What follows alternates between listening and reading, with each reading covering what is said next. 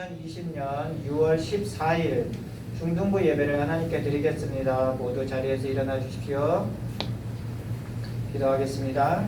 그러므로 형제들아, 우리가 예수의 피를 힘입어 성소에 들어갈 담력을 얻었나니 참 마음과 온전한 믿음으로 하나님께 나아가자. 아멘.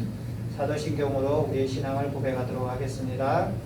전능하사 천지를 만드신 하나님 아버지를 내가 믿사오며 그 외아들 우리 주 예수 그리스도를 믿사오니 이는 성령으로 잉태하사 동정녀 마리아에게 나시고 본디오 빌라도에게 고난을 받으사 십자가에 못 박혀 죽으시고 장사한 지 사흘 만에 죽은 자 가운데서 다시 살아나시며 하늘에 오르사 전능하신 하나님 우편에 앉아 계시다가 저리로서 산자와 죽은 자를 심판하러 오시리라. 성령을 믿사오며 거룩한 공예와 성도가 서로 교통하는 것과 죄를 사하여 주시는 것과 봄이 다시 사는 것과 영원히 사는 것을 믿사옵나이다. 아멘.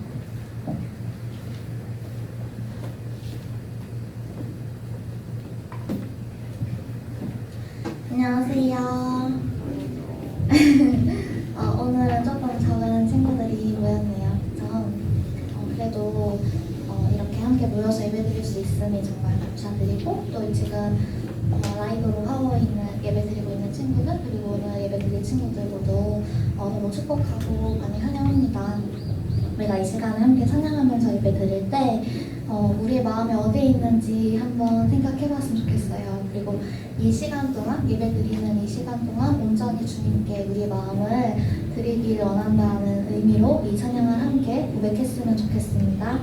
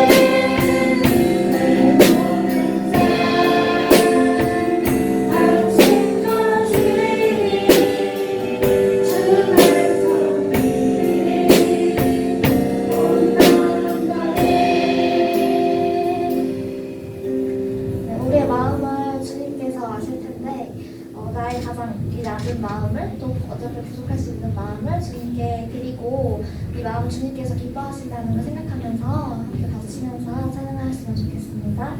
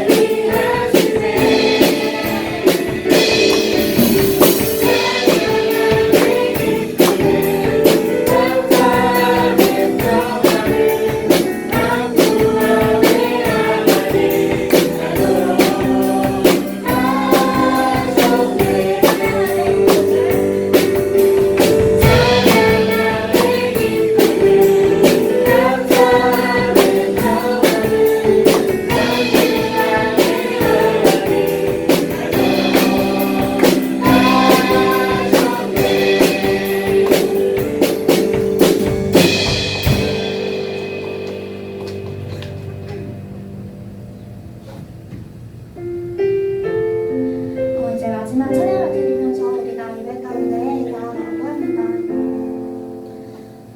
이번 콘티 찬양을 준비하면서 선생님이 생각했던 거는 우리의 마음이 세상을 살면서 어디에 있을지를 생각해 봤어요. 우리가 예배 가운데 올 때는 이제 그런 마음을 가지고 오잖아요. 나 이제 예배 드려야지. 혹은 뭐 엄마가 등 떠밀려 오는 친구도 있겠지만 이 예배를 드리려고 우리 마음을 이제 준비하잖아요. 근데 우리가 살면서 특히나 선생님이 이제 또 매주 얘기하게 되지만 이제 코로나 때문에 우리가 어떻게 거리두기를 하면서 살면서 우리의 마음까지 그렇게 거리를 두고 있는 건 아닌지 생각을 하게 되더라고요. 요즘 친구들에게도 그렇고 가족들에게도 그렇게 했지만 우리의 마음이 몸이 떨어진다고 해서 마음이 멀어지지 않았으면 좋겠어요. 그래서 우리가 우리 마음을 주님께 드리는 것을 원했으면 좋겠고, 그래서 마지막 찬양을 했으면 좋겠는데 가사를 보면 나 주님의 기쁨 되기 원하네 내 마음을 새롭게 하소서라는 가사가 있어요. 우리가 다른 누구의 기쁨이 되기를 원하는 것이 아니라 정말 주님의 기쁨이 되기를 원한다고 그렇게 고백했으면 좋겠고, 또 이번 일주일을 살면서 그런 마음으로 살았으면 좋겠어요. 네, 찬양하시겠습니다. 나 주님의 기쁨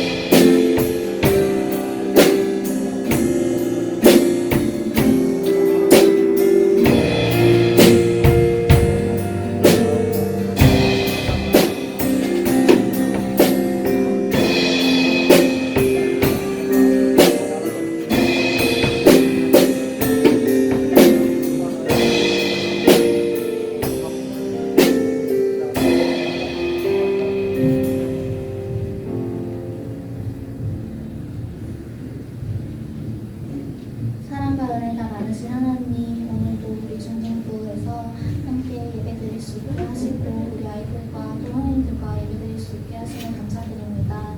아버지, 우리의 마음을 돌아봅니다. 우리 마음이 지난 일주일간 어디에 있는지 생각해보게 하시고 우리가 온 마음 다해서 주님께 예배드릴 수 있게 하시고 또 우리의 가장 낮은 마음을 주님께서 기뻐 받으실 줄 믿사오며 우리가 주님의 기쁨 되길 원한다고 그렇게 고백하고 예배드릴 수 있는 우리 친구들과 성인님들 될 수 있게 도와주세요. 또한 말씀 전해주시는 목사님 가운데 은혜 내려주셔서 그 말씀이 우리들의 어떤 삶의 나아감이 되고 또 일주일 살아가는 힘이 될 수 있도록 해주시고 이 예배를 주님께서 기뻐 받으실 줄 믿사오며 예수님의 이름으로 기도드렸습니다. 아멘.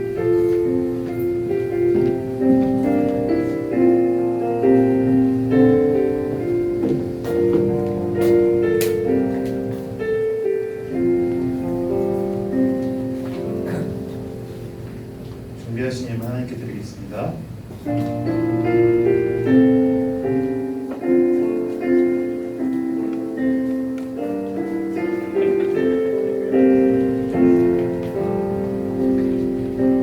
나의 모습, 나의 소유, 주님 앞에 모두 드립니다. 모든 아픔, 모든 기쁨, 내 모든 눈물 받아주소서. 나의 생명을 드리니 주 영광 위하여 사용하옵소서. 내가 사는 날 동안에 주를 찬양하며 기쁨의 제물 되리. 나를 받아주소서. 드린 예물과 말씀을 위해 기도하겠습니다. 하나님, 우리의 마음을 담아 이 예물 주님 앞에 드립니다. 하나님께서 흠양하여 주시고 주님께서 기뻐하시고 또 필요하신 곳에 사용되어 줄 수 있도록 인도하여 주시옵소서. 또한 다시 한번 주의 말씀 앞에 섰습니다. 하나님, 한 주간 저희가 주님 앞에 잘 살았든 그렇지 못하든 다시 한번 이 하나님 말씀 앞에 설 수 있도록 인도하여 주시고 혹여나 자신의 연약함과 부족함 때문에 말씀 앞에 나아오지 못하는 자들을 얻게 하여 주옵소서. 하나님, 각 사람 마음 가운데 찾아오셔서 성령으로 역사하여 주시고 말씀이 들리게 하시고 전하는 자나 듣는 자나 주의 말씀 앞에 설 수 있는 은혜의 시간 될 수 있도록 인도하여 주시옵소서. 온전히 하나님께만 맡겨드리오며 예수님의 이름으로 기도드렸습니다. 아멘.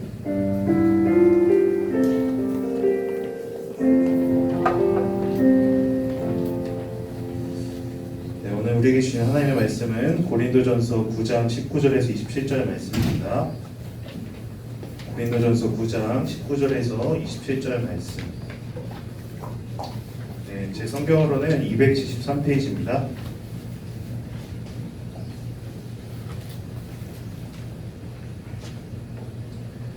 네, 273페이지 저희 한 절씩 교독하고 마지막 절은 같이 읽도록 하겠습니다. 내가 모든 사람에게서 자유로우나 스스로 모든 사람에게 종이 된 것은 더 많은 사람을 얻고자 함이라. 의인을 얻고자 하며 율법 아래에 있는 자들에게는 내가 율법 아래에 있지 아니하나 율법 아래에 있는 자 같이 된 것은 율법 아래에 있는 자들을 얻고자 하며 율법 없는 자에게는 내가 하나님께는 율법 없는 자가 아니요 도리어 그리스도의 율법 아래에 있는 자이나 율법 없는 자와 같이 된 것은 율법 없는 자들을 얻고자 함이라.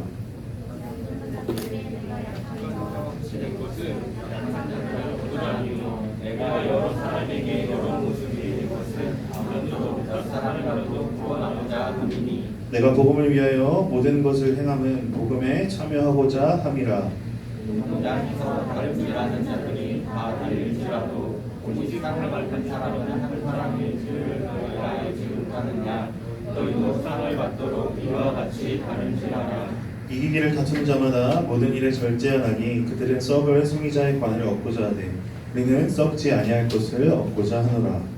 그러므로 나는 다름질한 일을 상관없는 것 같이 아니하고 싸우기를 허공을 치는 것 같이 아니하며. 네, 같이 읽겠습니다. 내가 내 몸을 쳐 복종하게 하는 내가 남에게 전파함에 자신이 도리어 버림을 당할까 두려워함이로다. 아멘. 네, 복음을 위한 열정이라는 제목 가지고 함께 말씀 나누기를 원합니다. 네, 오늘은 또 우리 친구들이 지난주보다 더 이렇게 많이 안 오게 된 것 같아요. 아무래도 이제 지역 감염이 계속되고 또 확진자가 계속 한 50명대로 이렇게 늘어났잖아요. 네, 그리고 휴대폰에도 계속 울리는 게 뭐죠? 종교 소모임에는 참여하지 마라 이런 메시지가 자꾸 오기 때문에 아마 부모님들이 염려되시고 또 학생들도 염려되는 것 때문에 또 많이 못 오게 된 것 같아요. 그러나 제가 그 라이브 지금 카톡방에 한 14명 정도 라이브를 같이 드리고 있어요. 네, 그래서 우리 눈에는 보이지 않지만 여기 각 집에서 14명의 또 친구들이 함께 이 시간 예배하고 있으니까 저희 또 무엇이 은혜를 또 기대하며 나아갔으면 좋겠습니다. 네, 지난주 제가 한 친구와 공과를 하다가 우연히 저에게 들린 말이 있었어요. 그게 뭐냐면 예배가 너무 길다라는, 제가 잘못 들었는지 모르겠지만 예배가 너무 길다라는 그런 얘기를 들었거든요. 그러면서 잘 들은 건지 모르겠지만 들어주세요. 심지어 대예배도 1시간 조금 넘는데 중등부 예배가 거의 1시간이다 이런 얘기를 들었어요. 네, 그래서 제가 좀 지난주에 좀 길긴 하더라고요, 그렇죠? 네, 그래가지고 보통은 저희가 먼저 끝나고 저희 찬양을 하는데 고등부에서 먼저 끝나니까 여러분들의 흔들리는 눈빛을 보았고 저도 제 마음속에 흔들리는 멘탈을 붙잡고 설교를 했던 경험이 있습니다. 그래서 제가 좀 생각을 해봤어요. 도대체 왜 설교가 자꾸 길어질까? 왜 설교가 원고가 자꾸 길어질까 이렇게 생각을 했는데 아무래도 렌즈만 이렇게 보고 이렇게 설교하다가 이제 여러분들을 보고 하니까 이제 좋아서 이렇게 설교가 길어지나 봅니다. 그리고 저희 아내랑 어제 좀 설교를 보면서 얘기하다가 오늘 뭐 설교에 대해서 간단하게 얘기하면 사도 바울이 그러니까 유대인에게 유대인의 방법으로 헬라인에게 헬라인의 방법으로 이렇게 맞춰준다고 했거든요. 근데 이렇게 제 설교를 보더니 서론의 설교가 길어진다고 얘기해놓고 오늘도 설교가 기네? 이거는 맞춰주는 게 아니다라는 그런 비판을 하더라고요. 그래가지고 그거는 타협할 수 없다 이랬더니 종의 자세가 아니라 주인의 자세로 지금 설교를 하고 있다. 그래서 전 본질이기 때문에 타협할 수 없다라고 이렇게 설왕설래를 한 적이 있습니다. 아무튼 여러분 제가 오늘도 설교가 짧을 거라고 이렇게 보장 못하지만 어쨌든 우리가 하나님의 말씀 앞에 이렇게 기도할 수 있는 것 같아요. 저 좀 긴 설교가 짧게 들릴 수 있도록 인도하여 주옵소서. 네, 아무튼 저희가 앞에 나왔어요. 네, 아무튼 저희가 다시 한번 하나님의 말씀 앞에 서면서 더 주님께 나아가는 또 은혜의 시간 되었으면 좋겠습니다. 네, 바울은 이제 계속해서 이제 고린도 교회에 이제 편지를 하고 있어요. 그런데 이제 9장에서는 이제 어떠한 내용으로 설교를 하고 있냐면요. 자신에게 주어진 그런 권리들이 있잖아요. 예를 들어서 남자니까 결혼을 할 수 있잖아요, 당연히. 근데 바울은 여러분들 결혼을 안 했어요. 안 하고 자신의 사역을 위해서 독신으로 헌신을 했단 말이에요. 네, 여러분 뭐 독신으로 살라는 게 아니라 바울이 그랬다는 거예요. 그리고 바울은 자신이 이제 사역한 것에 대해서 이제 뭔가 이렇게 사례비를 받을 수 있었음에도 불구하고 자비량으로 사역하면서 더욱더 복음 전하는 일에 힘썼습니다. 네, 그렇게 바울은 이렇게 복음을 위해서 여러 가지들을 내려놓았는데 더욱더 복음을 전하고 싶은 열정에서 그렇게 한다고 이렇게 이야기하고 있어요. 네, 오늘 바울이 이렇게 여러 사도의 권리들을 내려놓으면서 그가 이토록 복음에 정진했던 이유에 대해서 살펴보기를 원합니다. 네, 불도 이렇게 깜빡거리고 네, 오늘 신경 쓰이지만 전 무시해 보도록 하겠습니다. 먼저 바울은 19절 21절을 이렇게 말하면서 자신의 마음을 이렇게 표현합니다. 자, 한 절, 제가 한 절, 여러분들 한 절, 그리고 마지막 절 같이 읽어보도록 할게요. 내가 모든 사람에게서 자애로우나 스스로 모든 사람에게 종이 된 것은 더 많은 사람을 얻고자 함이라. 20절. 유대인에게 내가 유대인과 같이 된 것은 유대인들을 얻고자 하며 율법 아래 있는 자들에게는 내가 율법 아래 있지 아니하나 율법 아래 있는 자 같이 된 것은 율법 아래 있는 자들을 얻고자 하며. 네, 같이 읽겠습니다. 율법 없는 자에게는 내가 하나님께는 율법 없는 자가 아니요 도리어 그리스도의 율법 안에 있는 자이나 율법 없는 자 같이 된 것은 율법 없는 자들을 얻고자 함이라. 이게 무슨 저도 그냥 성경을 봉독하면서 깨달은 건데 좀 말이 너무 어렵다라는 그런 생각이 들었어요. 마치 뭐 말장난하는 것 같이 그쵸? 뭐 옛날에 수다맨이 뭐 이렇게 얘기하듯이 이게 뭔가 그런 세대가 아니죠. 그런 느낌의 그런 뉘앙스가 풍기는데요. 제가 좀 차근차근 좀 설명을 해볼게요. 바울은 지금 자신을 뭐가 되었다고 표현하고 있어요? 스스로 종이 된 사람이다라고 이렇게 표현하고 있어요. 여러분들 사도 바울의 사실 생애를 살펴보면 스스로 종이 될 필요가 전혀 없는 사람이었거든요. 왜냐하면 그는 우리가 잘 알다시피 바리새인이었어요. 바리새인은 뭐 예수님이 막 독사의 자식들하고 이래가지고 굉장히 우리에게 부정적인 이미지지만 유대인들에게는 굉장히 존경받고 또 사회적으로 굉장히 지위가 높은 사람이었거든요. 그리고 그는 바리새인 중에 바리새인, 특히 뭐 가말리엘의 문화에서 공부를 했어요. 뭐 우리 오늘날로 말하면 뭐 서울대에서 이렇게 공부한 사람이라고 생각하면 됩니다. 그리고 교회에서 그의 위치를 또 생각해 봤을 때 그는 굉장히 신약 성경에서 전무후무하게 많은 교회들을 개척했고 그 사역으로서 많은 열매를 얻은 사람이었습니다. 그래서 그가 했던 이런 업적들을 봤을 때 사실 그는 어떠한 입장에 서 있어야 돼요? 종이라기보다는 오히려 주인의 입장에서 있어야 될 사람이라는 것입니다. 자신의 권리를 주장할 수 있고 내가 이렇게 해라 또 이제 좀 모든 목사님이 다 그러신 거 아닙니다. 교회가 이제 커지게 되면 목사님들의 이제 목에 약간 깁스를 하신 것처럼 이렇게 하시는 분들이 좀 계세요. 그래가지고 명령하고 막 이렇게 하시는 분들이 계시는데 바울은 그렇지 않고 어떻게 했다는 거예요? 자신은 종이 되었다고 이렇게 표현하고 있는 거예요. 왜냐하면 자신이 종이 된 이유는 뭐냐면요. 자신을 따르는 사람들, 자신의 세력을 확장시키기 위해서 지금 물불을 가리지 않는다고 얘기하는 것이 아니라 한 명이라도 더 많은 사람이 하나님의 복음, 주의 복음을 듣기 위해서라면 내가 종이 되겠다라고 이렇게 이야기하고 있다는 것입니다. 자신의 종의 모습을 뭐라고 표현하고 있어요? 뭐 굉장히 막 많이 써있지만 국어를 잘하려면 여러분들 뭘 잘해야 될까요? 제가 고선생님은 아니지만 그래도 핵심을 잘 찝어야 되잖아요. 20절의 핵심은 뭘까요, 여러분들? 네, 여러분 다 한국인 네이티브시잖아요. 20절의 핵심은 유대인들에게는 내가 유대인으로 다가서겠다라고 이렇게 얘기하고 있고 21절에는 뭐예요? 뭐 굉장히 많은 얘기를 하고 있지만 율법 없는 자에게는 율법 없는 자처럼 내가 다가서겠다라고 이렇게 얘기하고 있는 거예요. 근데 이것은 오해하기 쉬운데 마치 복음의 본질을 포기하는 것처럼 보입니다. 유대인들에게는 유대인의 방법으로 율법이 없는 자처럼 사는 사람한테는 내가 율법이 없는 자처럼 살겠다. 그리고 내가 내 사람을 얻겠다라는 식으로 이렇게 보이지만 그것이 아닙니다. 여러분들 유대교와 기독교의 혹시 차이를 아세요? 유대교와 기독교의 차이? 사람이 더 없으니까 더 대답을 안 하겠죠. 그냥 예의상 물어봤습니다. 유대교와 기독교의 차이는 뭐냐면요. 유대교는 구약 성경만을 하나님의 말씀으로 읽잖아요. 제가 자주 표현하죠. 검은색 성경, 잘 모르시면 앞에 있는 그 성경만 하나님의 말씀으로 믿잖아요. 뒤에 신약 성경은 다 안 믿어요. 그리고 또 차이가 뭐냐면 유대교는 하나님을 동일하게 믿긴 하지만 그 하나님 한 분만, 그 유일신만 믿는 거예요. 예수님을 그리스도라고 믿지도 않고 성령님을 성령 하나님이라도 믿지 않고 그냥 유일신 하나님만 믿는 것이 유대교라는 겁니다. 하지만 바울은 지금 뭐라고 얘기하고 있어요? 내가 복음을 위해서라면, 내가 복음이 전파되기 위해서라면 유대인에게는 유대인과 같이 접근하겠다는 것입니다. 대표적인 예로는요, 바울을 따라다니던 디모데라는 여러분의 사람이 있어요. 디모데라는 사람이 유대인들은 사실 남자 아기가 태어나면 뭘 하냐면요, 할례라는 것을 행해요. 좀 쉽게 표현하면 약간 포경수세 같은 그런 느낌이에요. 그러니까 그렇게 하면서 자신이 하나님의 백성 됐다는 것을 표시하는 그 표징이 있거든요. 근데 바울은 유대인인 그 유대인이었던 디모데가 할례를 받지 않아도 됨에도 불구하고 어떻게 했어요? 디모데에게 할례를 행합니다. 그가 할례를 행했던 이유는 유대인들이 디모데를 보고 시험에 들까봐 할례를 행했던 거예요. 유대인들이 복음 앞에 나아오지 못할까봐 거리낌이 될까봐 할례를 행했던 것입니다.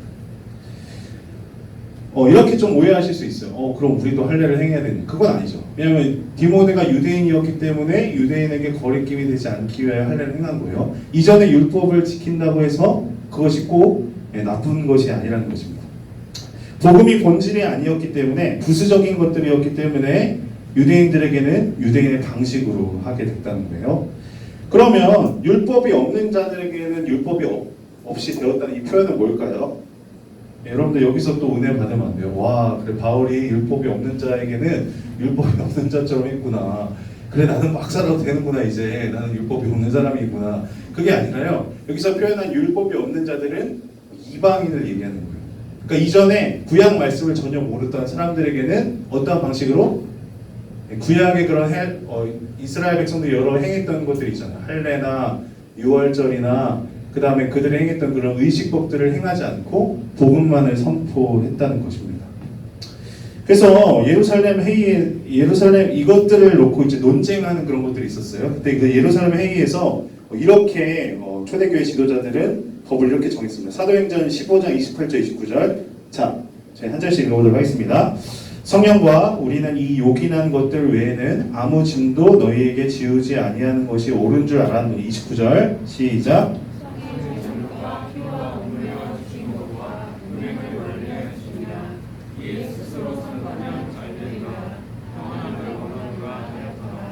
그러니까 당시 예루살렘 교회 가운데서도 두 분파로 나누어져 있단 말이에요. 복음을 믿는 사람들에게도 할례를 행해야 된다.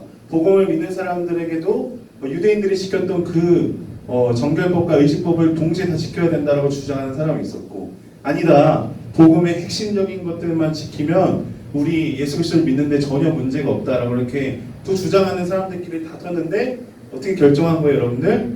자, 28절에 성령과 우리는 이 요긴한 것들 외에는 아무 짐도 너희에게 지우지 아니하는 것이 옳은 줄 안다.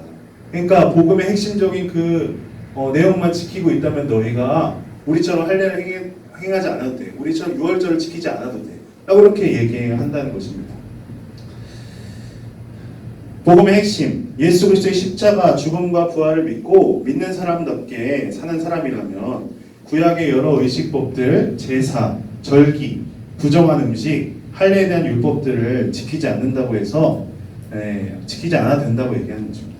그럼 우리는 또 이 말씀을 들으면서 참 은혜를 받습니다. 아, 이제 우리가 지킬 것이 없구나. 근데 여러분들 그렇지 않아요? 오히려 예수님께서는 어떤 것을 더 제시하셨죠? 더 높고 고귀한 그런 율법들을 제시하셨어요. 그게 뭐예요? 구약의 율법들은 사실 여러분들 문자적으로 그것들만 지키기만 하면 됐어요. 예를 들어 11조를 해라 그러면 11조를 하면 됐고, 너희가 안식일을 거룩하게 지켜라 라고 하면은 안식일에 일을 하지 않고 거룩하게 지키기만 하면 됐단 말이에요. 예수님이 신약 성경에서 말씀하신 건 뭐죠? 너희의 마음속이, 너희 가운데 마음이 어디로 향하고 있는지를 봐라 라고 이렇게 말씀하셨잖아요. 그래서 그 율법을 두 가지로 요약할 수 있는데 뭐죠? 하나님을 사랑하는 것과 이웃을 사랑하는 것, 이 율법의 정신을 너희가 지켜라 라고 이렇게 말씀하셨잖아요. 그러니까 신약 시대를 살아가는 우리들은, 또한 이방인인 우리들은 더 이상 유대인들의 전통을 지킬 필요가 없는 대신 어떠한 말씀을 따라야 하는 거예요? 예수님이 말씀하신 하나님 사랑, 이웃 사랑을 하며 살아야 한다는 것입니다. 이방인들이 유대인들의 율법들로 인해서 복음으로 돌아오기가 어렵다면 바울은 어떠한 모습으로 그들에게 다가가겠다고 얘기하고 있는 거예요? 율법이 내가 없는 자처럼, 율법이 없는 사람들의 모습으로 다가간다는 것입니다. 실제로 그가 사역했던 곳은 하나님을 이전에 알지 못하던 이방인들이었고, 그런 그들에게 얽매이고 비본질적인 것들로 가르친 것이 아니라 복음의 핵심, 예수 그리스도가 너희를 위해서 죽으셨고 부활하셨다. 그러므로 너희는 새 삶을 살아라고 이렇게 가르쳤다는 것입니다. 마치 여러분들 사역에도 여러 다양한 모습들로 사역하는 것을 이렇게 볼 수 있는데요. 예를 들어 볼게요. 찬양 사역이라는 그 특수한 사역들을 하시는 분들이 있잖아요. 근데 저도 좀 모르겠어요. 나이가 들었는지, 근데 때로는 이게 찬양인가 싶을 정도의 그런 강력한 사운드로 이렇게 찬양 사역을 하시는 분들이 계시더라고요. 근데 요즘 저희가 부르는 그런 CCM도 있잖아요. 사실 10년, 20년 전만 해도 어떤 음악이라고 불렸냐면 사탄의 음악이다라고 이렇게 전통교에서 그렇게 얘기하는 경우도 있어요. 왜냐하면 세상 사람들이 하는 드럼을 치고 세상 사람들이 하는 기타를 치기 때문에 그건 찬양이 아니다라고 이렇게 인정하지 않는 그런 분위기가 있었거든요. 그런데 여기서 우리는 본질과 형식을 잘 구분해야 된다는 거예요. 네. 복음이 그 찬양 사역의 그런 다양한 그런 형식에 담겨 있을 수 있잖아요. 근데 어떤 사람들은 믿지 않는 사람들 중에 그냥 음악이 좋아서 아니면은 좀 뭔가 느낌이 좀 와서 그 찬양을 듣다가 복음을 경험하게 되는 경우도 있단 말이에요. 이처럼 바울이 했던 사역은 이러한 사역이라는 거예요, 여러분들. 마치 사역의 다양한 모습들이 있는 것처럼 그는 한 사람이라도 복음 앞에 들어오기 위해서 여러 모습으로 맞춰줬다는 것입니다. 예, 사역의 모습을 이렇게 생각해 볼 수도 있지만 좀 이런 건 좀 여러분들이 잘 와닿지 않죠. 예, 그래서 좀 학교 안에서의 그런 여러분들의 모습을 좀 생각해 봤으면 좋겠어요. 여러분들 학교 안에서도 나와 맞는 사람과 또 맞지 않는 그런 사람이 있잖아요. 그렇죠? 다 맞아요, 여러분들? 예, 물론 성격이 좋아서 아니 인싸라서 다 맞는 경우도 있지만 예, 나 분명히 맞는 사람이 있고 맞지 않는 사람이 있단 말이에요. 그럼 보통 어떻게 하죠? 딱 이렇게 반에 올라가서 최악기가 된다. 딱 스캔을 먼저 쫙 하고 그래 나와 맞는 사람을 찾고 맞지 않는 사람을 이렇게 편을 갈라서 이렇게 놀잖아요, 우리가. 근데 여러분들 사도 바울이라면 어떻게 했을까요? 하나님의 뜻은 여러분들이 하나님의 뜻은 무엇일까요? 나와 맞는 사람 오케이 잘 지내야지. 나와 맞지 않는 사람 필요 없어. 이게 아니라 따돌리고 이런 게 아니라 복음을 위해서라면 내가 가지고 있는 내가 믿고 있는 하나님을 위해서라면 때론 나와 맞지 않는 사람을 조금 맞춰주면서라도 복음을 전하는 것이 하나님의 뜻이라는 것입니다. 여러분 좀 이러니까 좀 이해가 되셨어요? 네. 이해가 되고 있답니다. 예, 온라인으로 들으시는 분들 현장의 반응을 모르기 때문에 네. 그래서 우리도 바울과 같이 복음을 위해서라면 비본질적인 부분들은 좀 내려놓고 본질을 위해서 우리가 여러 마음들을 좀 넓힐 필요가 있다는 것입니다. 이렇게 복음만이 전해지기를 원하는 열정이 우리에게도 동일하게 부어지기를 주님의 이름으로 축원합니다. 네, 바울은 벌써 복음을 위해 헌신하고 정말 자신의 전 삶을 다 바쳐서 사역을 감당하고 있음에도 그는 현재 자신의 상태가 이러하다고 이렇게 고백하고 있어요. 자, 24절, 25절 그는 이렇게 얘기합니다. 자, 한 절씩 읽어보도록 할게요. 운동장에서 다름질을 하는 자들이 다 달릴지라도 오직 상을 받는 사람은 한 사람인 줄을 너희가 알지 못하느냐. 너희도 상을 받도록 이와 같이 다름질하라. 25절 이를 다투는 자마다 모든 일을 절제하나니 그들은 썩을 승리자의 관을 얻고자 하되 우리는 썩지 아니할 것을 얻고자 합니다. 네, 바울은 지금 뭐라고 얘기하고 있어요? 운동장에서 운동하는 사람들 중에 한 사람, 몇몇 사람만이 상을 얻는 것처럼 하나님 나라의 원리도 마찬가지라고 이야기하고 있습니다. 상을 받기 위해서는 달려야 한다고 이렇게 얘기하고 있는 거예요. 근데 사실 이 말씀은 그렇게 우리에게는 좋은 이미지가 딱 다가오지 않아요. 왜냐하면은 우리 지금 어떠한 사회를 살고 있어요, 여러분들? 네, 선생님께서 달리기 하는 사회라고 이렇게 제스처를 지으셨는데 달리기 하는 사회, 약육 강식의 시대를 살아가고 있잖아요, 여러분들. 학교에서도 여러분들에게 끊임없이 강조하는 게 뭐예요? 누구보다 공부를 잘해야 된다. 다 평가도 막 수행평가도 절대평가가 아니라 주로 상대평가 이렇게 하잖아요. 그러니까 옆에 있는 친구조차도 나에게는 경쟁사회가 되어버린 그런 사회를 살아가고 있단 말이에요. 사도 바울이 얘기하는 게 뭐처럼 또 들려요?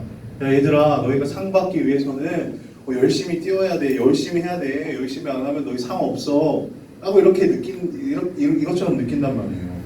예, 올해가 2020년 무슨 올림픽이었죠? 예, 도쿄 올림픽이 예정되어 있었잖아요. 예, 올림픽을 보면 다 승자, 물론 또 수많은 사람들이 박수 쳐주긴 하지만 기억하는 건 뭐예요? 승자만 기억하는 것 같잖아요. 그런 것처럼 이게 뭔가 우리에겐 좋은 이미지가 아니라는 것입니다. 근데 심지어 과거 세대 목사님들은 이 구절을 좀 어떻게 해석을 했냐면 이렇게 많이 해석을 했어요. 여러분들 잘 못 들어보셨겠지만 우리가 이 땅에서 어떻게 살았느냐에 따라서 우리가 나중에 황금 면류관을 받을 수도 있고 아니면 개털 모자를 쓸 수도 있습니다. 이렇게 설교를 하셨어요. 진짜로 상급에 대해서 얘기하면서. 그리고 천국에 갔다 오셨다고 이야기하는 자칭 그런 분들이 천국에는 넓은 집이 있고 천국에 좁은 집이 있다. 그러니까 우리의 이 땅에서의 삶에 따라서 여러분들이 신앙생활을 어떻게 하느냐에 따라서 여러분들 화장실 같은 데서 살 수도 있고 아니면은 막 60평, 70평 이런 데서 살 수도 있다. 이렇게 설교를 하셨기 때문에 우리에게는 그런 이미지가 더 강하게 바뀌어 있을 수 있다는 겁니다. 그에 대한 반동이 있잖아요, 여러분들. 이러한 상급, 차등 상급이라고 하죠. 그러니까 자신의 어떻게 살았느냐에 따라 차등 상급이 있다는 거에 대한 반동으로 또 어떠한 이론이 등장하기 시작했냐면, 에이, 상급이 어딨냐, 우리가 천국 가는 게 상급이다 라고 이렇게 주장하는 사람들도 생겼습니다. 근데 여러분들, 바울은 말씀에서 어떻게 선포하고 있어요? 다시 한번 말씀을 좀 집중해 볼까요? 뭘까요? 주님께서 주시는 상을 위하여 너희가 달려라 라고 이렇게 이야기하고 있어요. 힘써라. 너희는 썩지 않은 멸류관을 위해서 달리는 사람이다.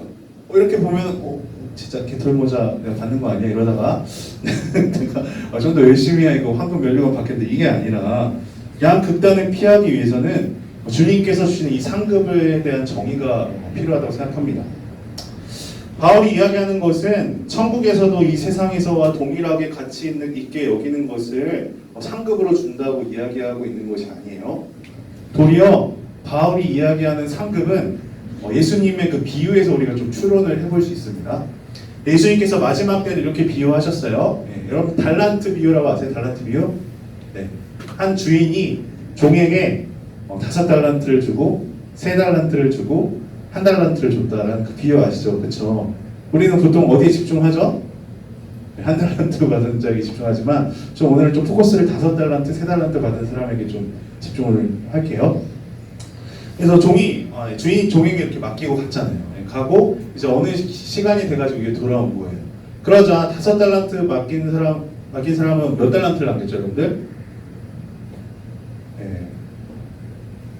모를 수 있어요. 오늘 그거 기억하세요. 5달란트를 남겼습니다. 3달란트를 받은 사람은 3달란트를 받았어요. 그러면은 누가 더 잘한 거예요? 100%의 100%니까 똑같은 건가? 이렇게 생각할 수도 있지만 두 사람과 이 사람이 5달란트를 남겼든 이 사람이 3달란트를 남겼든 상관없이 주님께서 말씀하신 말씀은 동일했거든요. 그 사람이 많은 재능을 가지고 더 많이 남겼든 조그만 재능을 가지고 조금 남겼든 상관없이 주님께서 이렇게 동일하게 인정하는 말씀을 하셨습니다. 자, 마태복음 25장 21절에는 이렇게 기록하고 있습니다. 자, 같이 한번 읽어볼게요. 시작. 그 주인이 이르되 잘하였도다 착하고 충성된 종아, 내가 적은 일에 충성하였음에 내가 많은 것을 내게 맡기리니 내 주인의 즐거움에 참여할지어다 라고 이렇게 얘기하고 있어요. 그 사람이 어떻게 남겼든 그가 충성된 삶을 살았다면, 정말 복음에 하나님 앞에서 부끄러움이 없는 삶을 살았다면 주님께서 뭐라고 말씀하시는 거예요? 잘하였도다 착하고 충성된 종아라고 이렇게 인정하는 말씀을 하고 계신다는 것입니다. 주님께서 이 땅의 삶을 정산하실 때 주실 상은 개털모자나 금길이나 넓은 집이 아니라 주님께서 말씀하시는 그 한마디라는 것입니다. 잘하였도다 착하고 충성된 종아. 여러분들은 이게 뭐야? 내가 진짜 교회도 열심히 나오고 개근하고 내가 회장하고 부회장 했는데 잘하였도다 충성된 종아. 이게 별거냐라고 생각할 수도 있지만요. 내가 정말 사랑하는 사람, 내가 정말 잘 보이고 싶은 사람에게 인정받는 그 한마디가 사실 어떤 것과도 바꿀 수 없는 것이 사실 맞습니다. 요즘 저희 아들이 집안 정리를 굉장히 열심히 합니다. 열심히 막 해요. 5살 된 애가 여기 막 장난감 잘 집어넣고 막 이렇게 열심히 한 다음에 그 아이가 하는 말이 뭘까요? 엄마 와서 봐, 아빠 와서 봐 이렇게 얘기를 해요. 그렇게 얘기하는 이유가 뭘까요? 자기 잘했다고 칭찬해 달라고 이렇게 얘기하는 거잖아요. 우리에게도 우리에게 주어진 삶을 잘 살게 되면요, 복음을 위한 삶을 잘 살게 되면 내가 사랑하는 주님, 내가 인정받고 싶은 주님께서 우리를 인정해 주시고, 그래 너에게 주어진 삶을 참 잘 살았구나 라고 이렇게 말씀하시는 것이 상급이라는 것입니다. 바울은 이 썩지 않을 멸류관, 주님의 인정을 받기 위해서 어떠한 자세로 자신의 삶을 살아간다고 고백하고 있냐면요, 자 26절, 27절 그의 마음을 이렇게 표현합니다. 자 26절 제가 먼저 읽어볼게요. 그러므로 나는 다름질하기를 향방 없는 것 같이 아니하고 싸우기를 허공을 치는 것 같이 아니하고. 27절 다시 한번 읽어볼까요? 힘을 좀 내서 시작. 내가 내 몸을 복종하게 하면 내가 남에게 전파한 후에 자신이 도리어 버림을 당할까 두려움이로다. 예, 좀 집중력이 좀 흐려진 것 같아요. 설교 후반부에 갈수록. 예, 그렇지만 조금만 힘내세요. 얼마 남지 않았습니다. 바울은 달리기를 방향 없이 한다고 하지 않는다고 이야기하고 있어요. 그런데 우리는 좀 이 말이 좀 잘 이해가 되지 않잖아요. 왜냐하면은 보통 마라톤이나 뭐 이렇게 단거리 달리기를 할 때 어떻게 하죠? 출발선이 있고 그 다음에 끝나는 선이 있잖아요. 근데 어떤 사람이 엄청 빠른, 뭐 요즘도 우사인 볼트가 빠른가요? 잘 모르겠지만 아무튼 우사인 볼트가 있어요. 근데 열심히 달려요. 열심히 달리는데 시작점에서 출발점을 가는 게 아니라 시작점에서 뭐 저기 휴식장으로 가. 그러면 이게 사실 어떠한 의미가 없잖아요. 바울은 이걸 얘기하고 있는 거예요. 내가 지금 복음을 위한 달리기를 하고 있는데, 내가 복음 위해서 정말 열심히 뛰고 있는데 방향 없이 달리기를 하는 것이 아니라 명확한 목표를 가지고 달리기를 한다라고 이렇게 얘기하는 거예요. 그리고 뭐 싸우기를 허공에 하지 않는다라고 이렇게 얘기하고 있는데요. 이거는 여러분들 권투를 생각하시면 돼요. 권투. 잘 보시는지 모르겠지만 저는 안 보는데, 아무튼 권투를 하는데 힘이 엄청 센 사람이 있어요. 근데 힘이 엄청 세서 막 이렇게 막 날리는데 허공에만 날리는 거예요. 그럼 사실 그 허공에 날리는 펀치는 의미가 없잖아요. 어디에다 펀치를 날려야 돼요? 전 잘 모르겠어요. 아무튼 그 상대방의 그 약점에다가 딱 직격탄을 날려야 이제 승리할 수 있는 것처럼 바울은 자신이 그렇게 그런 삶을 살고 있다고 얘기를 합니다. 그리고 나서 바울은 자신의 몸을 쳐서 복종시킨다고 하고 있습니다. 내 몸을 쳐서 복종하는 이유는 내가 버림받을까봐 두렵기 때문입니다. 이렇게 얘기를 하고 있어요. 이 말씀을 오해하면 굉장히 우리 이렇게 오해할 수 있을 것 같아요. 사도 바울이 억지로 두려움에 가득 차서 좀 달리기도 열심히 하고 그다음 주님의 상급을 받고 살았구나 라고 이렇게 오해할 수 있는데요. 그래서 사도 바울이 이런 생각을 가졌나? 라고 생각할 수 있을 것 같아요. 내가 자칫 잘못 살면 나에게 이루어진 구원이 취소되는 거 아니야? 내가 했던 사역들 다 물거품이 돼버리는 거 아니야? 그런 두려움에서 사역했다고 오해할 수 있습니다. 하지만 바울은 여러분들 이런 마음에서 그토록 사역에 헌신하고 전진한 것이 아니라요. 자, 여기서 버림을 당하다라는 그 단어의 정의가 중요할 것 같잖아요. 그렇죠, 여러분들? 왜냐하면 보세요. 내가 몸을 복종하게 하면 남에게 전파한 후 버림을 당할까 합니다. 두려워한다. 여기서 버림을 당하다라는 건요, 구원이 취소되거나 하나님께서 그가 했던 사역들 다 물러버리시는 것이 아니라 합당하지 않게 평가하다라는 그런 뜻을 가지고 있어요. 그게 그거 아니냐라고 생각할 수 있는데 좀 달라요. 제가 설명해 볼게요. 자, 바울은 1장 8절에 고린도 교인들이 이러한 모습으로 서기를 간절히 기도했는데, 자, 8절 같이 한번 읽어보도록 하겠습니다. 시작. 주께서 너희를 우리 주 예수 그리스도의 날에 책망할 것이 없는 자로 끝까지 견고하게 하시리라. 바울이 고린도 전서를 쓰면서 했던 말이 뭐예요? 고린도 교인들아, 너희가 하나님 앞에 설 때 너희가 좀 책망받지 않는 사람으로 섰으면 좋겠다. 하나님 앞에서 부끄럽지 않는 자들로 섰으면 좋겠다라고 이렇게 말을 했잖아요, 바울이 본인이. 근데 내가 그 복음을 전한 대로 살지 않으면 내가 합당하지 않는 사람처럼 평가받을까봐, 주님의 인정을 받지 못할까봐 그것이 나는 두려워서 내 몸을 쳐서 매일매일 복종한다 라고 이렇게 이야기한다는 것입니다. 그러니까 내가 받은 구원 때문에 구원이 취소될까, 내가 천국 못 가면 어떡하지? 지옥 가면 어떡하지? 내가 교회에서 출석했던, 내가 열심히 적었던 그 말씀 카드 안 뽑으면 어떡하지? 그게 아니라 정말로 주님의 인정을 받지 못하면 어떡하지라는 그런 마음에서 그는 두려운 마음으로 하루하루를 살아갔다는 것입니다. 그러나 여러분들 이러한 이야기를 들으면 조금 답답하실 수도 있을 것 같아요. 그렇지만 1장 8절에서 누가 우리를 견고하게 하시고 온전하게 하신다고 말씀하고 있어요. 자, 보세요. 8절. 주께서 너희를 어떻게 하신다고요? 책망할 것이 없는 자로 끝까지 견고하게 하신다고 이야기를 하고 있습니다. 나의 노력과 내가 열심으로 복음을 위해서 사는 것도 필요하지만 나의 변화와 나의 성화의 과정은 누가 인도하신다? 하나님께서 너희를 견고하게 하실 거야. 하나님께서 너희를 책망할 것이 없는 사람으로 만드실 거야 라고 이렇게 선포하면서 자신은 주님을 의지하며 두려운 마음과 동시에 주님의 인정을 바라며 살고 있다고 이렇게 얘기하고 있는 것입니다. 여러분, 사도 바울의 이런 복음에 대한 열정, 복음을 살아내기 위해서, 구원을 이루기 위해서 몸부림치는 모습을 볼 때 여러분들 어떤 생각이 드시나요? 교회에서 복음, 예수 그리스도께서 우리를 사랑하시고 하나님이 너를 사랑하신다는 메시지는 참 많이 듣지만 사실 복음에 합당하게 생활하라, 복음에 대한 열정을 가지고 너희 삶을 드려라라고 하는 메시지는 사실 최근 동안에 잘 들어보지 못했던 것 같습니다. 저도 하나님이 우리에 대해서 어떻게 바라보시고 하시는지는 참 설교를 많이 했던 것 같지만 여러분들이 하나님께 이러한 사랑을 받았기 때문에 이러한 삶을 합당하게 사십시오 라고 이렇게 설교했던 거는 많지 않아요. 왜냐하면 저는 먼저 복음을 내가 깨달아야 그 삶을 살아갈 수 있다고 생각했기 때문에 좀 더 그 복음에 대해서 강조를 했던 것 같아요. 하지만 오늘 바울의 이런 모습을 보면서 역으로 좀 어떻게 생각할 수 있을까요? 바울의 이 열정적인 모습, 정말로 자신이 가지고 있는 그런 권력과 여러 가지 지위들을 사용할 수 있었음에도 불구하고 포기하는 모습, 또한 계속해서 그 복음을 향하여 달려가는 모습을 보면서 좀 어떻게 생각할 수 있는 거예요? 역으로 사도 바울의 이러한 모습을 봤을 때 복음이 정말로 그토록 위대하고 주님의 인정이 얼마나 귀한지를 역으로 우리는 생각해 볼 수 있다는 것입니다. 우리의 삶은 하나님께 무엇인가 받기만 익숙한 삶은 아닌지 돌아보기를 원합니다.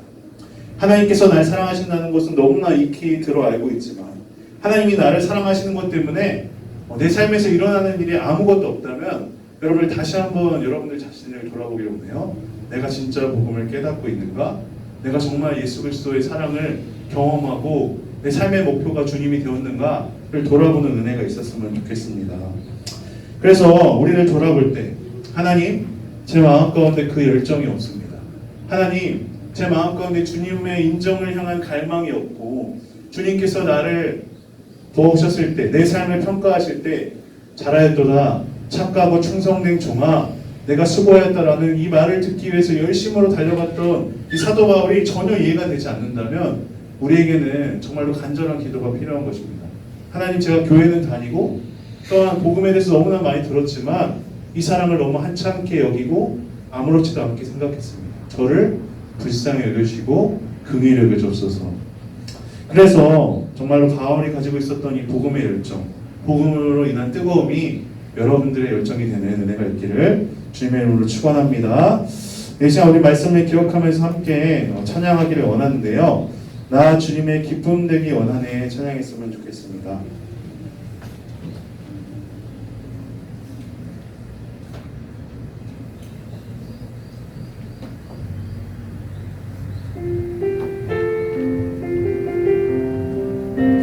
서치 빼고 다 뒤에도 꺼주시길 바랍니다. 나 주님의 기쁨 되기 원하네 찬양하겠습니다. 나 주님의 기쁨 되기 원하네 내 마음을 새롭게 하소서 새 부대가 되게 하여 주사 주님의 빛 비추게 하소서. 다시 한번 나 주님의 기쁨 되기 원합니다. 나 주님의 기쁨 되기 원하네 내 마음을 새롭게 하소서 새 부대가 되게 하여 주사 주님의 빛 비추게 하소서. 내가 원하는 한 가지 내가 원하는 한 가지 주님의 기쁨이 되는 것 내가 원하는 한 가지 주님의 기쁨이 되는 것 겸손히 내 마음 드립니다. 겸손히 내 마음 드립니다. 나의 모든 것 받으소서 나의 맘 깨끗게 씻어 비춰주사 주의 길로 행하게 하소서. 내가 원하는 한 가지, 내가 원하는 한 가지, 주님의 기쁨이 되는 것. 내가 원하는 한 가지, 내 기쁨이 되는 것. 우리 마음을 담아 내가 원하는 한 가지, 내가 원하는 한 가지, 주님의 기쁨이 되는 것. 내가 원하는 한 가지, 주님의 기쁨이 되는 것. 우리 말씀을 기억하며 함께 이 시간 기도하였으면 좋겠습니다. 우리가 참 교회에서 하나님은 너를 사랑하셔, 또한 예수님께서는 너를 위해 십자가의 달로 돌아가셨고 부활하셨어, 너를 위해 전부를 주셨어 라는 말은 참 잘 듣지만 그로 인해서 우리에게 일어나는 변화, 그로 인해서 우리가 살아야 할 삶에 대해서는 참 가르치지 못했던 것 같습니다. 정말 사도 바울은 자신의 모든 권리를 주장할 수 있었음에도 불구하고 어떻게 했어요? 복음을 위해서라면 유대인에게는 유대인의 방법으로, 율법이 없는 자에게는 율법이 없는 자처럼, 또한 자신에게 많은 업적들이 있었음에도 불구하고 자신은 주님의 인정을 위해서 달리기를 멈추지 않는다. 때로는 내가 이렇게 선포하고 내가 삶으로 살아내지 못해서 주님의 인정을 받지 못할까봐 그것이 두려워한다고 이렇게 고백하고 있습니다. 저희 가운데 이러한 모습들이 있습니까? 한번 다시 한번 돌아보았으면 좋겠습니다. 내 안에 정말로 복음 때문에, 하나님 때문에 헌신하고 열정을 가지고 사역하는 것들이 있는가? 나와 맞지 않는 친구들, 학교에서 정말로 스타일이 달라서 또한 여러 모습들이 싫어서 다가가지 않고 있는데 내가 정말 하나님을 위해서 그들에게 이 복음을 전하기 위해서 다가가고 있는가? 한번 돌아보았으면 좋겠습니다. 하나님, 저에게 이러한 복음의 열정이 없다면, 바울과 같은 이런 열정이 없다면 다시 한번 내 마음 가운데 회복시켜 주시옵소서. 주께서 우리를 견고하게 하시고 주께서 우리를 회복시키신다고 약속하셨사오니 하나님, 우리가 정말 복음을 받은 자라면 복음의 열정을 가지고 우리 삶을 살아낼 수 있는 그런 은혜를 허락하여 주옵소서. 다시 한번 복음을 위한 달리기를 하게 하시고 다시 한번 복음을 위한 삶을 살아낼 수 있는 은혜를 달라고 이 시간 함께 말씀을 기억하며 기도하며 나아가겠습니다. 기도하시겠습니다. 하나님 아버지, 저희 가운데 복음에 대한 열정이 식어졌음을 고백합니다. 하나님, 정말로 예수 그리스도께서 나를 사랑하셨다는 것, 아버지 우리가 첫사랑으로 경험하고 어떤 그런 대로 삶을 살아간다고 이렇게 얘기하지만 아버지 우리 삶을 돌아보았을 때, 하나님 그렇게 살지 못했음을 고백합니다. 복음의 열정은 다 잊어버리고 복음의 열정은 다 잃어버리고 하나님의 열정과 이 마음, 주님의 인정을 바라며 살아가기보다는 사람의 인정과 이 땅의 성공과 이 땅의 것들과 만족하며 살았음을 고백합니다. 하나님, 다시 한번 우리 마음 가운데 이 복음의 열정을 허락하여 주옵소서. 다시 한번 우리 마음 가운데 주님의 인정, 주님에 대한 기쁨, 주님의 중에서 주님 영원한 것들을 이렇게 바라보며 나아갈 수 있는 그런 은혜가 주님 가운데 있을 수 있도록 기도하여 주옵소서. 그래서 정말 교회만 다니고 왔다 갔다 하는 자들이 되는 것이 아니라 주님을 바라보며 나아가는 그런 은혜가 있을 수 있도록 하여 주옵소서.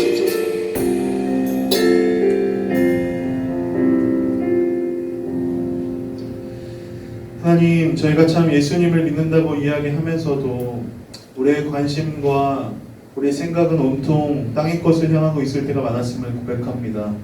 하나님의 인정을 바라보기보다는 사람의 인정을 바랬고 천국의 영광을 생각하기보다는 이 땅의 영광을 생각하며 살아갔을 때가 많음을 고백합니다. 주여, 다시 한번 이 복음의 은혜가 저에게 흘러 넘쳐서 정말 복음에 대한 열정을 가지고 살아갈 수 있는 은혜를 허락하여 주옵소서. 그렇게 살지 못한다 하였더라도 아니면 그것들을 잃어버렸다 하였더라도 하나님께서 우리를 견고하게 하실 것들을 붙잡으며 다시 한번 새 힘을 얻으며 달려갈 수 있는 저희들 되게 하여 주시옵소서.